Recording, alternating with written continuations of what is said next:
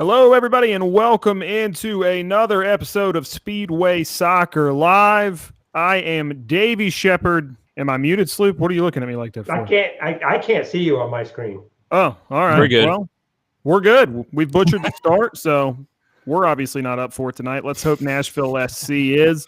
I am Davey Shepard here with John Sloop, Ben Wright, Jonathan Slate. We're soon to be joined by Lucas Panzica. Guys, biggest game ever for the club. We said that last week. We say it again this week. We're in, right? And everything on the line. Playoff, obviously you stay alive if you win. But kind of to sweeten the pot, New England Revolution go out and eliminate Orlando City from playoff contention. And here we go. We got a chance to host a game next weekend. Now, we'll talk a little bit of details on that, right, where that game went and where it could happen. But, Ben, let's get into it with the lineups. Has that been released yet? Yeah, it has the exact same lineup that we saw last time out against Toronto. Brian Anunga still in for Godoy, who is not in the squad. Actually, just one change to the squad in total. Dunladi is back and replaces Don Badji on the bench, but otherwise it's the exact same thing. So Dunladi for Badji, and I think we talked a little bit about that in the chat last week. We were hoping that there'd be options for some width, which we didn't know that Badji provided off of the bench like Dunladi would. So I kind of love to see that. Unfortunately for Badji, it's at his expense. But I think that is the better option wide for this team. We saw it last time. The Rios and Cadiz switch is going to happen. You know that's going to take place. So center forward isn't up for grabs. There will be a wide spot that's needed to be subbed on later in the game, whether that's Leal or Moyle. And we'll see. So I think Dunladi, good option for width there. Though Taylor Washington was great off of the bench last week. And again, we finished that game with 4 USL players on the field, 4 people who played at the USL level for Nashville SC on the field when we secured a spot in the Eastern Conference semifinal. So huge shout out to all those guys. Ben, let's go through the Columbus roster. Any big surprises? I know we talked through a little bit starting goalkeeper and third-string goalkeeper out with on the COVID-19 exemption list. Any big surprises or anything that caught your eye there? Slave, I'm actually going to toss it to you since you previewed them. Yeah, I mean, no real surprises. Derek Etienne Jr. was the other big miss for Columbus out with COVID-19. So Luis Diaz slots in right for him on the right-hand side. But it is, aside from Room and Etienne's coming out, it's the exact same lineup that they went with when they beat New York Red Bulls 3-2 just a week ago. They look a little bit different than what we saw when we played them back in September. Darlington Nagbe being the big one who was missing against Nashville last time, but he's really the heartbeat and the engine of that team. His ability to break the press and get them in transition quickly and also press up when he needs to is really second to none. They have a stout defense as well, so I mean it's going to be a tough task for Nashville, but definitely something that they should be up for. Ben, I want to go back to you real quick. So between Columbus, Orlando, Toronto, all 3 of them kind of finished lumped right in together. Do you think this Columbus team is better than Orlando or Toronto outright? I don't think they're better. I think they're a little bit different. I think they have more dangerous players at different positions. I think a guy like Lucas Elorana, obviously we talked about. I think Pedro Santos is a really dangerous player who I think could cause some problems for Nashville. And then they have Darlington Nagbe, who obviously Jose Altidore is a great forward, and we talked about him, but he just hasn't been healthy this year. And Giassi Zardes for Crew has been, and he's only a second, I believe, in league scoring this year, behind Robert Baric and Diego Rossi, one of the best forwards in the league. And I think he's just a different kind of player than either Altidore or Daryl DK for Orlando. He's more of a guy who plays on the back shoulder. He has really good off the ball movement, and he just times his runs into the box really well. So I think it's a little bit of a different type of test for Dave Romney and Walker Zimmerman. Lucas, welcome in, man. You were here. You missed it right when we chimed in. Welcome in. Your thoughts on that matchup that Ben's talking about, Zardes versus Romney and Zimmerman in the middle of the field in Nashville's defense? Oh, we got you muted, I think, Lucas. Yep. There we go. There we go. Right now, I think you feel like it's a matchup Nashville has to feel they have the advantage in, right? Just based on recent run of form and the tear Nashville's been on and how confident this team is playing. I don't think Zimmerman and Romney are scratching their heads very concerned about this tonight. So Nashville's just the hotter team right now, and if they can get an early lead, I think this is a team that you got to like their chances. In that particular matchup, I don't know if that's where the game is won because I feel Nashville has the upper hand right now at this moment. I'm going to push back a little bit. I think this may be the biggest test that these center backs have faced in a little bit. I mean, Giassi Zardes is coming in hot. He did score a goal against New York and has 14 goals. One of the best, like Ben said, one of the best forwards this season. I think he adds something different and a pretty tough test for this back line. Sloop, I'm going to come to you here. Actually, I have something I want to say. Okay, go ahead. Go ahead. Talking about it, and I think it's an injustice. No one has talked about the fact that Columbus has basically copied our colors. The whole that there it is. Okay. That's good. Hopefully, All right. Columbus person Yeah. be chiming in for that. No, I want to ask you, Sloop, because I would say of all of us, you probably you've got your I would say finger on the pulse of like the fandom heartbeat more than anyone else around. And you just always go into a game with, I think, an extreme gut feeling one way or the other. So kind of pairing those two things together, just like your head and your heart wise, how are you feeling heading into tonight's match? So as a whole, and I was actually I was saying this before you got on with us. We were chatting a little bit beforehand. So the first thing I'd say is this. I think this playoff run for us as a community is almost it's dreamlike because I know in my own response, I was excited when Nashville got a team. I was super excited. I always thought they would be sort of somewhere pretty far down underneath my favorite teams, right? So Premier League, et cetera. And I've gotten to the point where my excitement approaching this game is way bigger than watching a standard Chelsea game this morning. Tonight, I'm very, very pumped up about this. And I think you see that excitement everywhere. The comments, the discussion online, discussion on Facebook, discussion on Twitter. I think what we're doing, cohering around this is great. And I also am sensing in the fan base as a whole, and I think, you guys all chose Nashville to win this game. And I'm seeing that everywhere. I mean, there's a lot of confidence. I hope that's part of the team as well. And it seems to be. But the fan base certainly seems it. And I told Davey the other day, the only reason I picked against Nashville tonight is that I think someone from this group of us needs to do that, right? We can't have fun. I just thought I have to do it, but I don't believe it. I actually am confident. I'm confident about going into this. I'm very excited about it. Sloop hates Nashville confirmed. Sloop hates Nashville.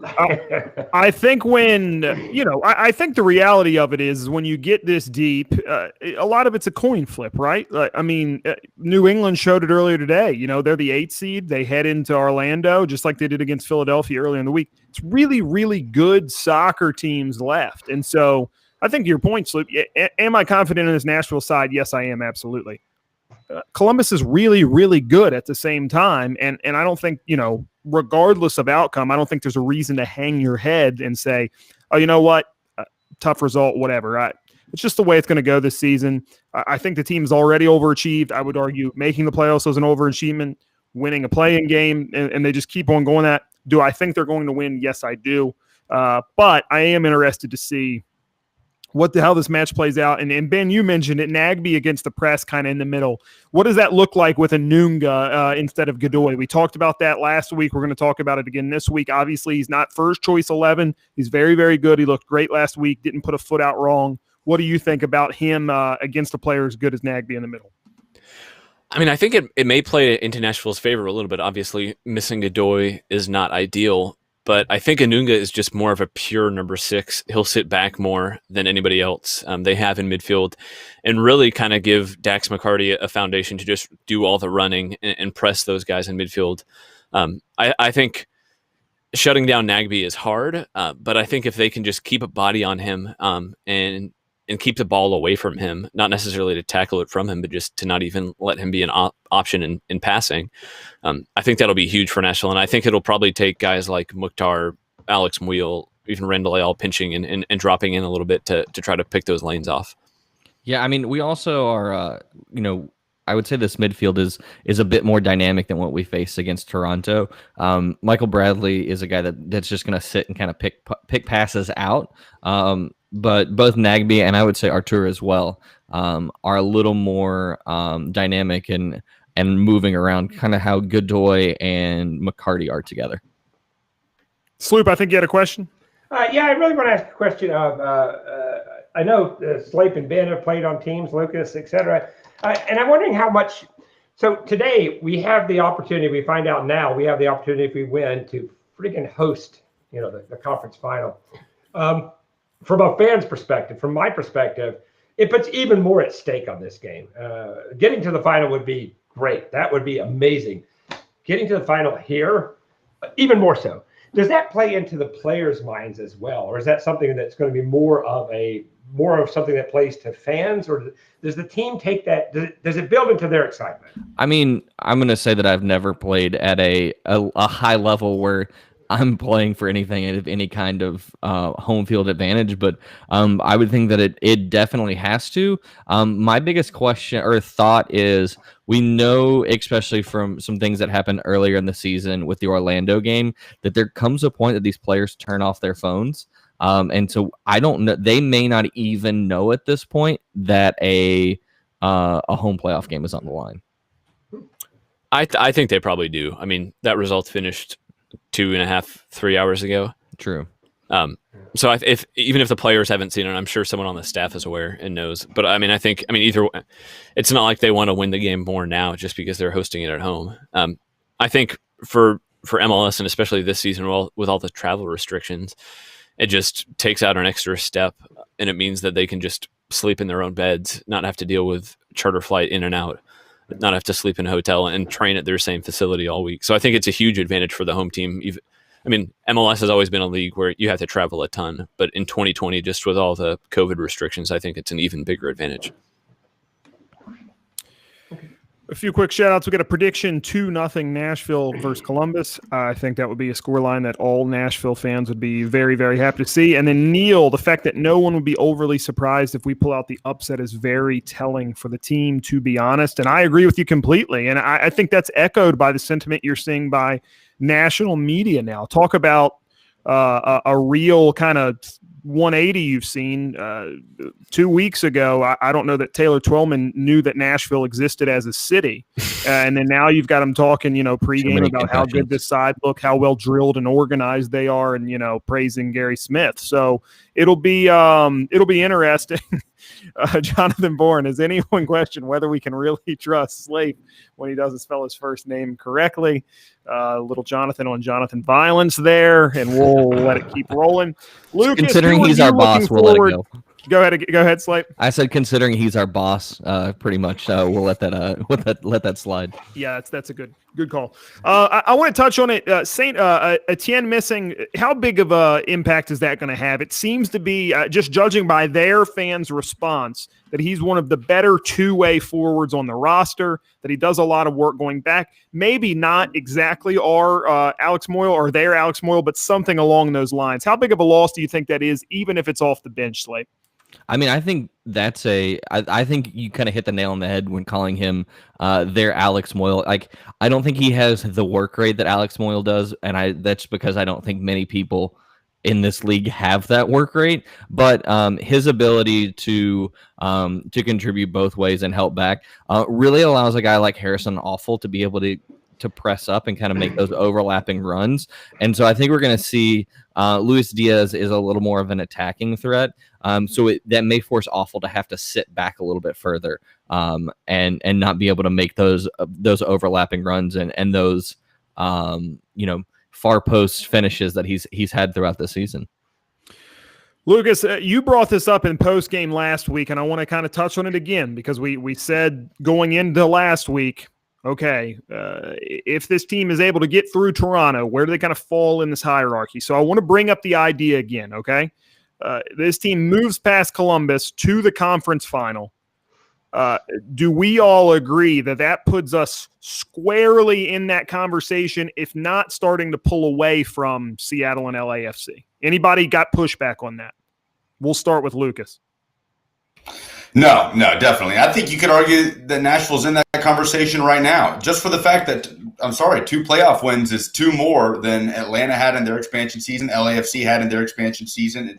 LAFC's had ever. Let's be pretty clear. Yeah. Thank you for that correction. So, no, I think it's already in that conversation. That's why I brought it up in the post game last time. And we're sitting here talking about Nashville hosting an Eastern Conference championship. Like, are you kidding me? Right. So, yeah, this is absolutely has to be part of the conversation. And just the confidence going into this game right now from the team, from us, from our picks, from Nashville fans. It's just over the top right now. This team has peaked at the perfect time. It's almost, just to kind of harken it to do a classic comparison to something else, Nashville related, the Titans in '99. Yeah, I get that vibe from it. Brand new, obviously. They're not packing out stadiums, and they can't do that right now. But I just get that same feeling of just pure confidence from this team. So, to answer your question, yes, it is. I think that conversation's already started. And I want to follow up on that. Sloop, sorry, you distracted me there. You took that white bottle up, and I thought you just had like a glass thing of milk. And I was like, look at this pervert over here just drinking a thing of milk just in the middle of nowhere. Sorry, it just totally blew me away. It is a water bottle, though. All right, Lucas, so you work at the Zone, and you cover big sports, all sports in general. So you're all across the board. What is the pulse kind of at the station, or your experience being out at the few events we're able to go to? You got the Titans playing really, really well right now. Ben, sorry about that, but tighten up. Ben is a Colts fan for everyone who doesn't know, so feel free to at him on Twitter and just light him Thank up you for today. informing us. Proud of it. But okay, so you've got this team that's really kind of gelling, doing the right things at the right moment, peaking, like you said, at exactly the right time. And like you said, we can't be in stadiums in full capacity, but how similar does this feel to you to something like what the Preds were able to do a few years ago, just as far as generating a buzz and kind of convert or attached to that? How big of a bonus do you think it is that there is no Predators hockey right now, and that Nashville SC is next to the Titans kind of the only other thing going on? Yeah, that definitely is a bonus because, if we're being honest right now in terms of hierarchy of how many fans be paying attention, Nashville would kind of be in third right now if the Preds were getting their seasons kicked off.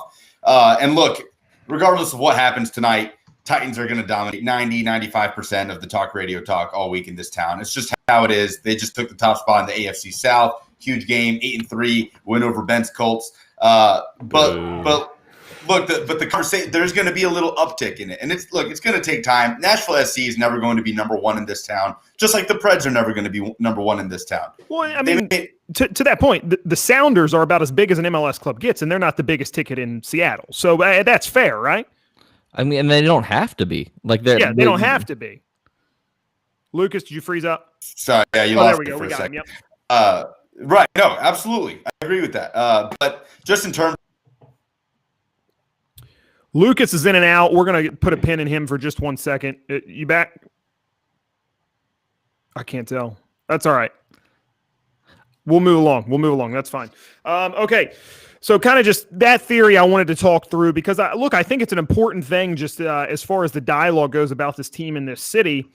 Look, the further along we go, I mean, here in a second, we will be there's the opportunity that we're one game away from playing for the first professional sports championship in the state of Tennessee, right? And so I don't think we can let that go without discussion.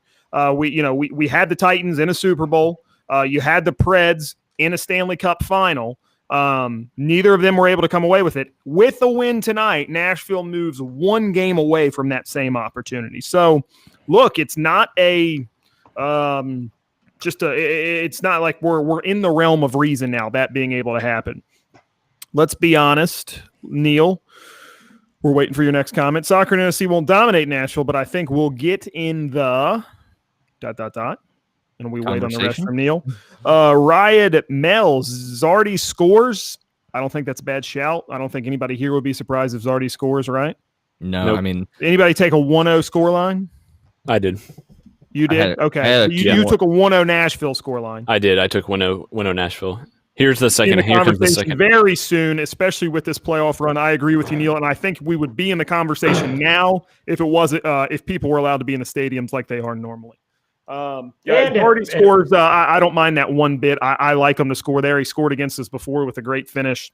Really, really talented player. I didn't have either team with a clean sheet.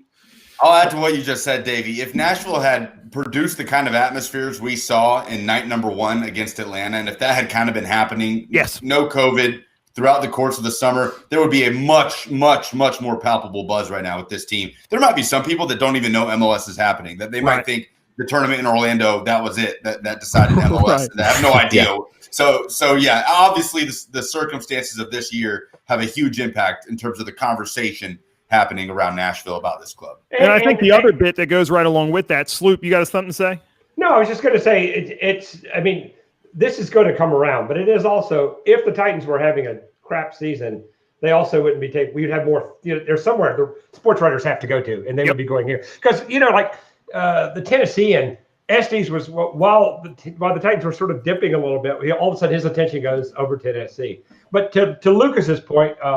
When I went to the first playoff game, my Lyft driver was like, "What's going on at the stadium?" And I said, this is soccer playoff." And he's like, "We have a soccer team." So, there's still some lack of knowledge in the community. Which is understandable, especially like Davey said, when you have the year of COVID and everything is all over the place. And, MLS's back was, a big thing that got talked about. And I feel like probably a decent number of people in this city know that Nashville missed out on that tournament, and they probably think that was the only thing that happened with that. So it'll be. I think that's what everyone at FC Cincinnati thought as well. Was that it was just that was the whole thing, and that was the end of the season, judging by the rest of their results for the rest of the year.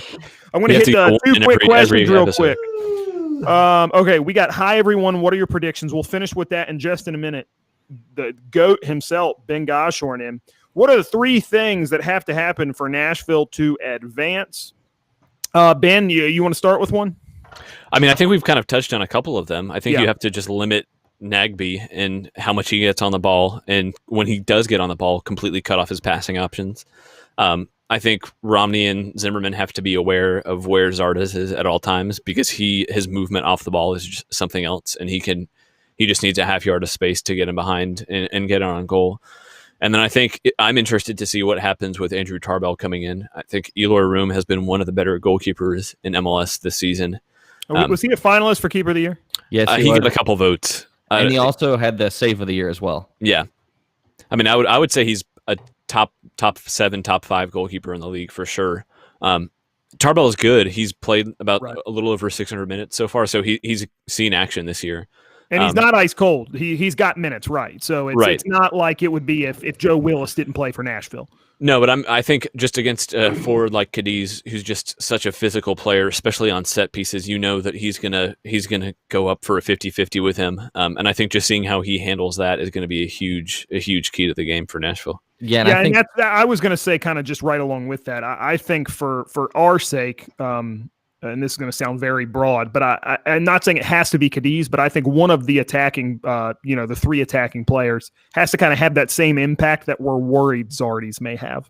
I don't think you can win this one 1-0 with a Zimmerman header. And now that I've said that, that's probably what will happen. But I think you've got to see a really, really pesky side with the forwards putting their back line under serious amounts of pressure to come out with a win tonight.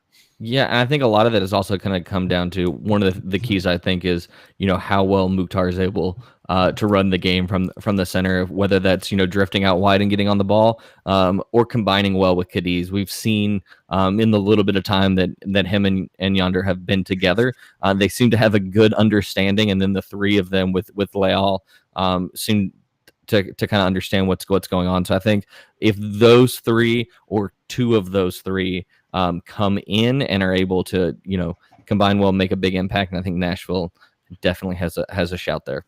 JB says Crew wins 1-0. I don't think anyone here would be surprised at that scoreline. I think it's a very, very reasonable take. But let's go through just real quick. No explanation. Just your goal prediction for the night. I will start with myself. I'm saying 2-1 Nashville win. That's what I said previously. I like it. I also wouldn't be surprised if this thing went the distance to penalties with like a 1-1 or a 2-2 or something like that. But I'll stick with my 2-1 from the prediction. Lucas, your thought? I'm going 1-0 Nashville. I also would not be shocked to see penalties or extra time. Sloop? I'm with JB. Crew going to win 1-0. Ben? I have 1-0 Nashville. Slate? And then I was also 2-1 Nashville. 2-1 Nashville. So there you go, Jess. Listen, everybody, thanks for chiming in with us tonight. We're closing in on 10 minutes away from kickoff, so make sure you get tuned in, get ready for the match.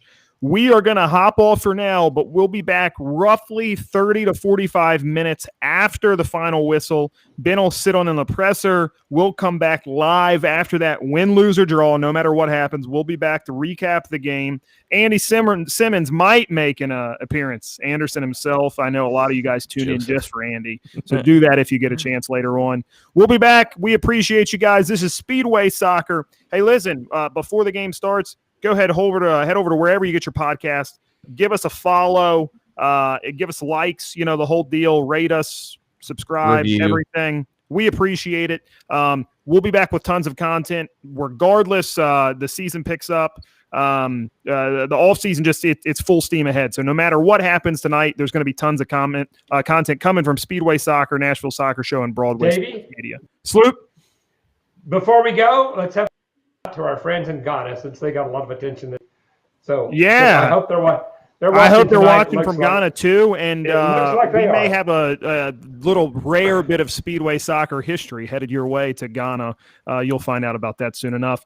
We'll be back after the game, guys. Good luck to you guys out there at home, and good luck to Nashville Soccer Club.